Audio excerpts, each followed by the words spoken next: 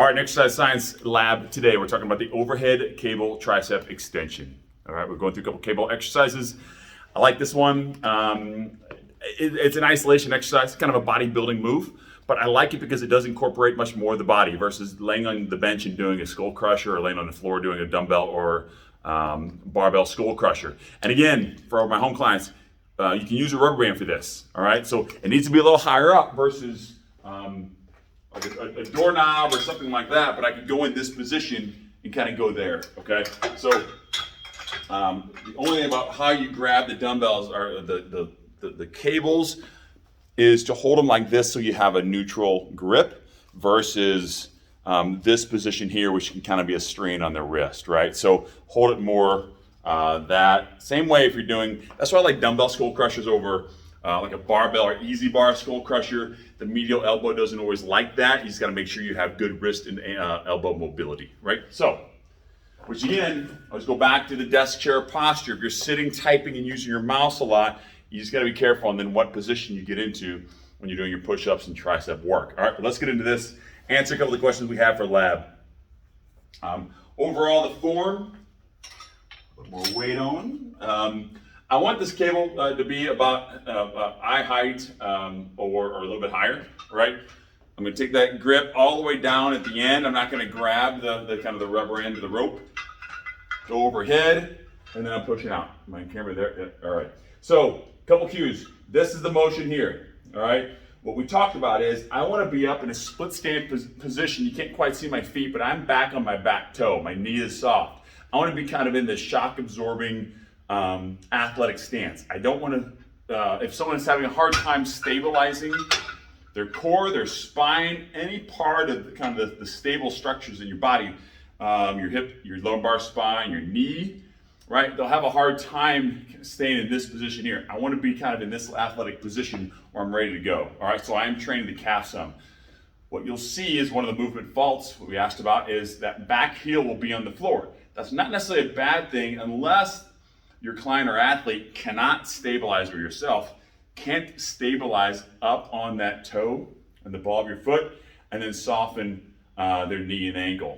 I want to see them able to stabilize or exhibit some control over their ankle joint and their knee joint, and then square their hips up as well.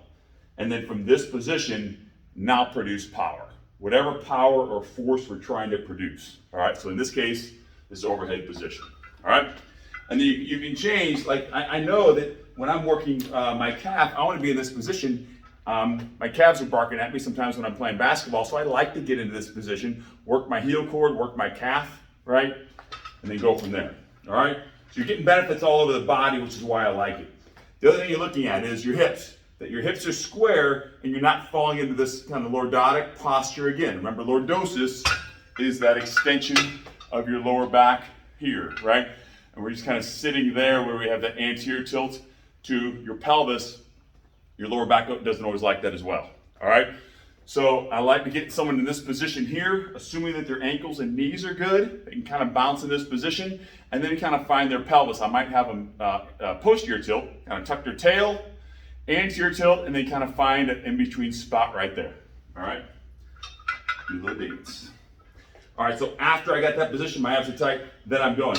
And if someone's pretty tight here, I might even tap here or just make sure they're engaged, right? And then, sorry, let me get in position again. Then I'm gonna drive out, okay? So we got our ankles, our knees, our hips, our lumbar spine is good. Now we're looking at the shoulder joint and see when they go back, it's okay if they let their elbows go back here, assuming that their shoulders are healthy and they can get range of motion. If they use that for a little extra oomph, so that little shoulder extension followed by tricep extension, again, it's okay as long as it doesn't necessarily turn into an entire thoracic spine extension, right? I want to stay, keep my spine relatively neutral, and then just decide whether you're going to allow that little shoulder extension or just keep a strict, consistent shoulder joint angle and just hit the tricep there, all right?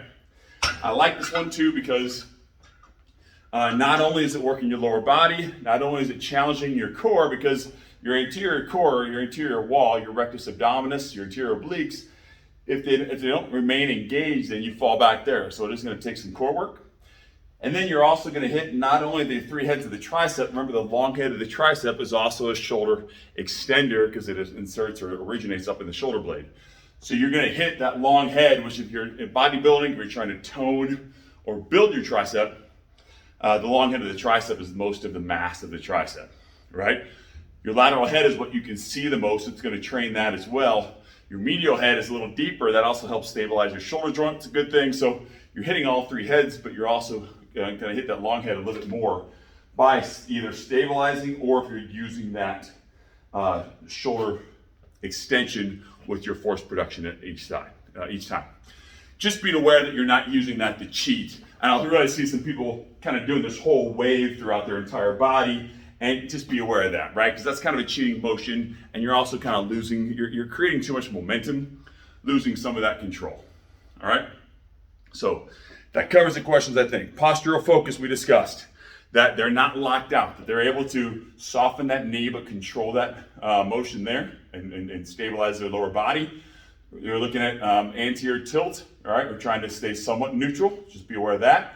Lumbar spine, you're staying out of lordosis. You're staying out of excessive T-spine extension, especially to create too much power. Now granted, if you have, let's say, a soccer player who's functionally looking to create a lot of power through that spinal extension and then that resulting kind of counter contraction with their anterior wall, then maybe you're going to go ahead and get a little more liberal with that flexion each time to produce that overhead force, right? As far as what you might look out for or where people might run into problems is shoulder impingement. That's always an issue with any kind of overhead motion, right? So if they have a bicep tendon irritated, if they have some of those superior anterior rotator cuff tendons irritated within the shoulder, anything that might be causing some sort of shoulder impingement, they might not like that. That's where, especially if I have a group in here, I might have 2 of the 3 doing overhead extensions, but I know one of them has a little shoulder impingement, so we'll just go here with their triceps that way. They do a normal tricep extension. That's for another day. All right? Postural focal points. What areas of the body are stable, mobile, and exhibiting motor control? So all those things, stability, mobility, motor control, and mindfulness, the 4 keys to good movement. We're always watching that with any kind of technique or form we're talking about. And then some restrictions and faults. We broke that down. You're good. All right? So there's your cable, triceps, overhead, triceps, cable extension. A lot of words. You get it? Try that out. Use the bands at home. Use the ropes.